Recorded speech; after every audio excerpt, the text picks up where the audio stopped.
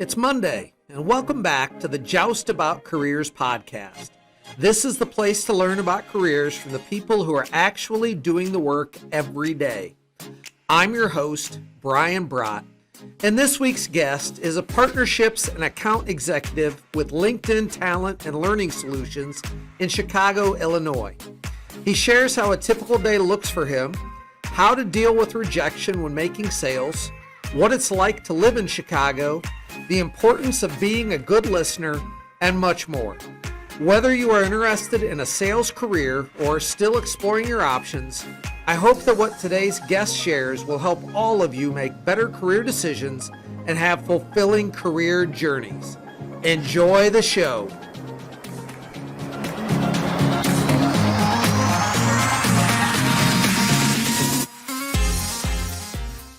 Welcome back to another episode of the Joust About Careers podcast. And today we have 2014 Van Buren graduate Sawyer Junge with us.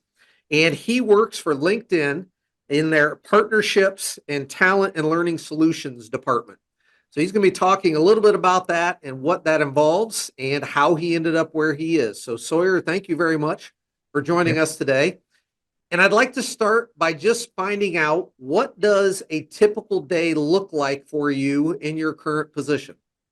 Yeah, thanks, Mr. Bryant. Great for having me on. I appreciate that. And big fan of the show as well. So this is really cool to be in the spot.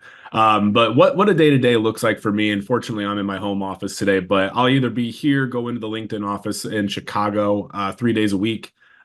Typically, since I'm in more of a sales and account management role, it's going to be focusing on my own book of business, doing some outreach on my own in the morning, trying to catch people when they're live and wanting to hear from somebody like myself. And then I'm going to be having scheduled calls, going through a discovery of what a potential partnership might look like with LinkedIn for a lot of the recruiters and HR folks that we work with. And then wrapping up the day is typically some additional training. We always have a good continued education program here. And I'm relatively new as well. So it's something that, I've been told I'm not going to feel very comfortable 100% in the role for at least 6 to 8 months. So working my way towards, being the best person I can for this role. But yeah, typically it's going to be your everyday sales, doing some outreach via email, doing a lot on LinkedIn since we have the advantage of the full platform here, and try to get in front of people. When you do need to go into the office, Yep. What's that commute look like? How do you get there? Yeah, so it's the first time I've really taken a whole lot of public transit here in Chicago, unless I'm going to a Cubs or a White Sox game. So I take the bus from where I am, since I'm in Lincoln Park. Our office is down by Union Station, where a lot of the Amtrak and other trains will come into. But it takes about 30 minutes round trip. It's about 5 minutes walking, 25 on the bus. Super straightforward. Once it gets a little bit nicer out, I might be taking a bike or just walking all the way down there, whatever feels comfortable for me. Right. So you have options. That's nice. Yeah, absolutely. It's definitely not a walk uphill both ways like my parents told me. When you were in high school, graduating from Van Buren, what were your career plans? Did you plan to go into sales? How did that look? Yeah, I mean, if you asked 15-year-old me, I'd be on the PGA Tour right now, right? But that was never going to be something too realistic for me. Although playing for Van Buren's golf team, it felt like it was a possibility at the time. But yeah, I mean, my dad was been in sales. I always saw what he did.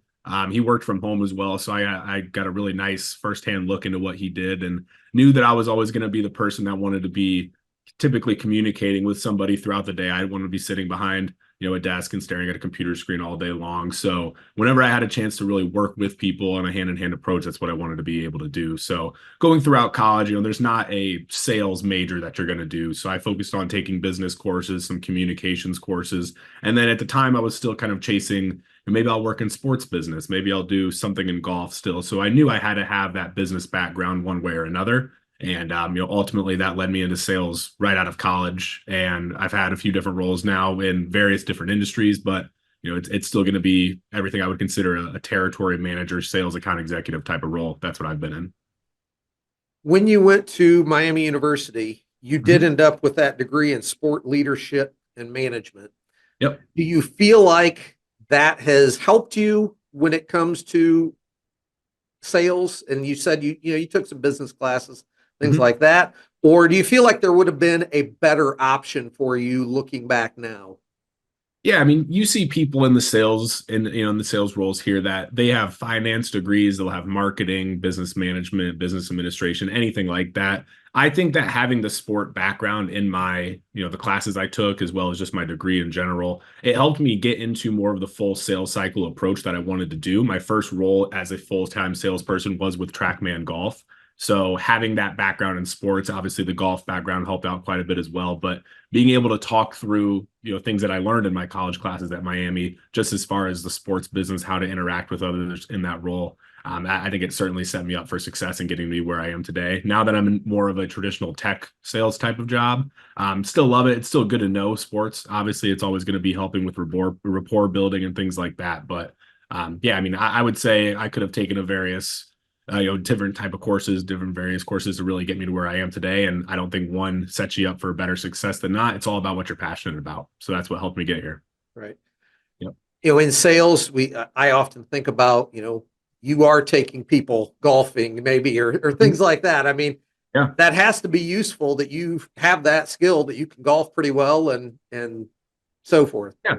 Yeah, it definitely has. It makes me less anxious to go out and meet with somebody in person. Right. Even if it's not actually we're golfing, we could be doing anything. If I know that, like for me in the background, if there's a picture of a golf course in the background of somebody's office when I'm talking to them, that's an easy identifier for me that I can talk whatever I want that they're passionate about as well. Can share that experience with them. It's always going to help you out down the road. Right. So you talked a little bit about working for TrackMan. You started as a regional sales rep, spent about a year there. Then you went to Salesforce, Yep. spent about year and a half there, Seamless AI, and then to LinkedIn. Yep. Any significant experiences in any of those jobs that maybe helped get you to where you are today and experiencing the success that you are today? Yeah, I mean, I think a lot of it comes down to the people that I worked with and people that I worked under for the time being. I had a really good manager my year there at TrackMan. It was somebody that I actually had a personal connection with, so that really helped me grow. He knew I guess I was 25 at that time, what I needed to learn to be a decent salesman, something that maybe you just can't read from a book, something you can't watch some podcasts and videos on and catch up that way. Learn from experience, and somebody was really able to take me under my wing, which was helpful. And then as I moved up and moved on to different types of roles, they're like Salesforce, tech monster. It's going to be something that they expect a lot out of you, which helps me get into the mindset of, okay, I'm here with the best. I'm working on the best sales job that you can really find here as a 25, 26-year-old. I need to elevate my game and elevate how I'm able to perform my duties as that account executive there, the same way that the people around me were kind of molding me to do. So I would say that's what it boils down to. I learned a lot just by sitting in an office, listening to other people, watching videos of how my coworkers, the ones that are usually successful, what they're usually to do, what they're able to do to really manage that type of day-to-day role, and then just implement whatever I can into my strategy as well. I've never been in sales, so I Mm-hmm. really can't speak to it at all, but I feel like there has to be a lot of rejection. Is It it is, yeah. difficult to deal with that, or are there certain techniques that you've learned, Mm-hmm. either through experience or, like you said, that book work that help to deal with that rejection that you face? Yeah, I mean it's something you definitely have to get used to 100%. It's not something that you're 18, 19 years old, you're used to getting told no 25 to 50 times a day, right? And it wasn't easy right off the bat. Once I actually started doing, and before I even went to TrackMan, I was a sales development representative, which is a very common place to start in the sales world. You're making dials, sometimes 50 to 100 a day, calling people from behind. They have no background of who you are. You have about 30 seconds to really tell them what you're all about, what you're trying to do for them. And I think it's 95% plus you're going to get told no, right? It's very rare you're going to get a yes, even if you have an expert talk track. So no, there's nothing you really can do to set yourself up for that experience until you're just really in there doing it. And Yeah. I would just say for anybody that's starting out doing it, don't be dealing with the disgruntled people thinking that this is what they're all going to be like. Don't be dealing with that no is like, okay, I'm just going to hang my head and, not focus on anything the rest of the day. The quicker you bounce back from it, that's what's going to help you be successful. And that's kind of what you learn throughout the time. Do you remember your first sale? I do. My first actual sales right when I started at TrackMan, actually, it was somebody that I had gone out to a very well-known golf course here in the Chicagoland area. And I came out, they were already, when I first started, I was the territory manager. So I was going to inherit any business that they had been working on. All Okay. I really had to do was go out there and make a good impression of myself, which is funny because even after a year in that role, that's still what I was always going to do from day one. If I had gone out there and it's somebody that is really ready to buy, they've been having intent to buy.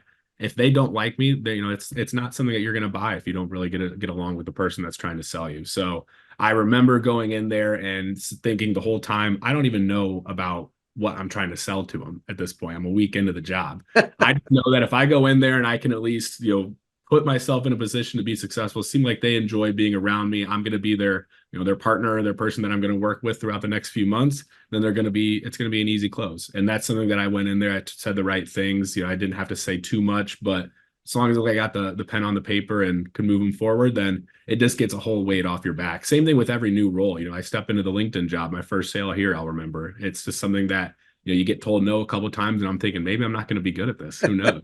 And then it gets across the finish line and you just feel like you're a new person after that. Right. Right. That has to feel good Does. to get Yeah. those sales. Yeah. Now, with those positions that you've been in, you've worked in person. So, you started with TrackMan. Oh no, I guess that was November of 2020. So that Yep. was after COVID. But it Yeah. looks like you've worked in person, you've worked remote, you've worked hybrid. Obviously, Mhm. right now you're hybrid. What are your thoughts on those? Is there one that you prefer over the others? Do you think that one of those is going to be the direction that sales goes, or is that Mhm. always going to be on a case by case basis depending on where you work? I think it's purely based on what your life situation is like. Right now I'm not married. I don't have any kids. I have a dog at home, so it's nice having that hybrid approach where he's not on his own all day long. I have a girlfriend that I live with, and it's great. We can kind of bounce back and forth on who's home, who's not, just for our work.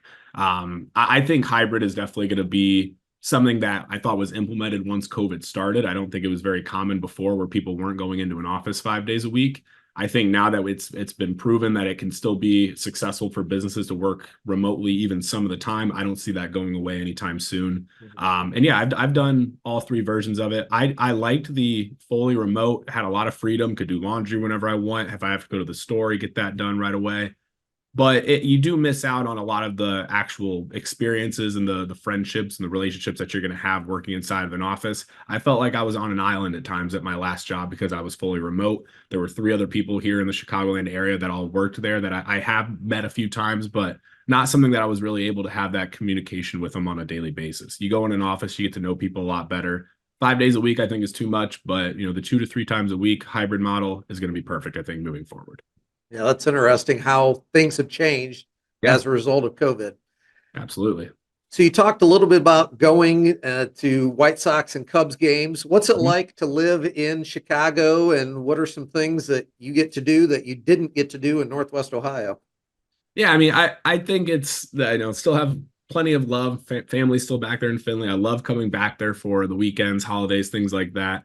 I think just the access to meeting new people, experiencing new things, something that right now in Finley, you might have to drive an hour to do, right? I can go out here, I'll walk down the street, and I'm going to find exactly what I'm looking for whenever I want it. It's always going to be right there around you. It's bustling. It's great. I think from a Midwest standpoint as a city, it's still the same type of person for the most part. You'll notice that there's different kind of people that you'd meet in New York. I haven't been out west too much, but it's going to be a different type of persona out there as well. I think anybody that's looking to stay in the Midwest that would love a little bit bigger scene, Chicago is a really great place to land. And like I said, I've been there for 4 years now. I don't see myself leaving anytime soon. Certainly there could be work or family, something that might impact that. But I think for anybody that hasn't had a chance to experience it, it's worth coming out and seeing it, at least when it's nice out. Sometimes you might want to avoid it for a few months in the winter there, but Yeah. it's a great place to be. Absolutely. Favorite sports team there? I mean, I'm still an Ohio sports fan as much as possible. I had White Sox season tickets the first year out here because I thought they were going to be good. Got them really cheap. They turned out not being good at all. I watched your Cleveland, the Guardians come out and beat up on them a few times, but it was always fun to at least go there and watch them. Won't ever be a Cubs fan because I'm a Cincinnati Reds fan. Okay. Don't have any ill will towards the Bears. And before Justin Fields got traded, I was always going to root for him. I don't know what to do with my Fields jersey now because I was like, oh, I might as well get one, right? I'm a big Buckeye fan still, but Yeah, I mean, I'd say Bears, Bulls. I don't really have any ill will towards them either, even though I'm a Celtics fan. I'll always like going to any of those types of sporting events, but there's Right. still more out here that I haven't been to. I haven't been to like the Fire. I think it's the Chicago Fire team. Mhm. I'm in the basketball team. I haven't been able to experience any of that. So one Okay. day. Yeah. Yeah. When you think about characteristics of people who are successful in sales, you talked about, going out in that first TrackMan sale, and it wasn't that you knew a ton about the product. It was just Yeah. you were the right kind of person. Are there any other specific characteristics that might help a person be successful in sales? Yeah, I mean, I think the biggest thing is how to be a good listener. Active listening is huge, and it's not something like I said, you can't just learn that. I think it is either something that you develop over time. You're not going to be great at it right from day one. It's probably not something that you just naturally develop either. It has to take a lot of repetition. The better you are at listening and really understanding either a problem that people are presenting to you with sales. So if I'm talking to somebody right now that is having an issue with their recruitment strategy, I'll listen in for the few things that I can take away as kind of a nugget to put into like, hey, here's why I think you need LinkedIn's talent solution. That's going to be the something that's really setting people up for success. Anybody that is a good salesperson will have that kind of trait. It's one thing to be able to talk, and it's going to be something that's really important as well. But if you're not listening and you're just really good at pitching your own kind of ideas, it's not going to get you as far. So I think that listening aspect is going to be crucial for anybody looking to do this role. Right. And that's what's going to help you solve those problems, like you said. And that's Yeah. ultimately what sales is. You have a Yeah. problem and I have a product that can fix that problem for you. So, Exactly. Yeah, you can boil it down to it's as simple really as that. You can boil it down to that very small detail of it. But yeah, I think it's just as important to be able to listen and then understand what they're actually having an issue with mhm, versus just, hey, I have a templated response for you. I'm going to give this to you. It's the same type of spiel every single time I talk to you. It's never going to work that way. right, right. I think it's interesting. All of your jobs have been right there in the Chicago area, correct? Yep. Yep. Yeah. All four of that. I was in Columbus for a couple years out of college. Okay, But that was, I mean, my very first job was commercial real estate. Wasn't even making any money doing it. So I would almost call that more of an internship or volunteering at the right, time. right, Yeah. Once I moved out here is really when my career took off. right. Do you feel like cities are the places to get a marketing job, or, again, obviously on a smaller scale, Findlay, Ohio? I mean, there's still opportunities here, even if Mhm. someone doesn't want to go to a big city, correct?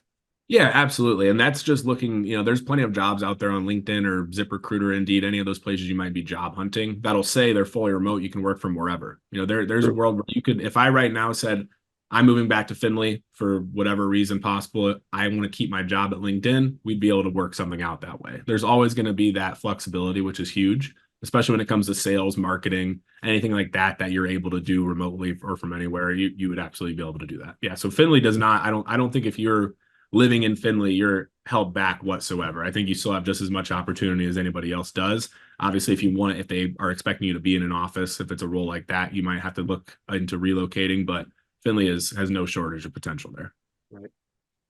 As you look back at yourself in high school and where Mhm. you now are today, what do you now know about life or careers that you wish you had known when you were back in high school?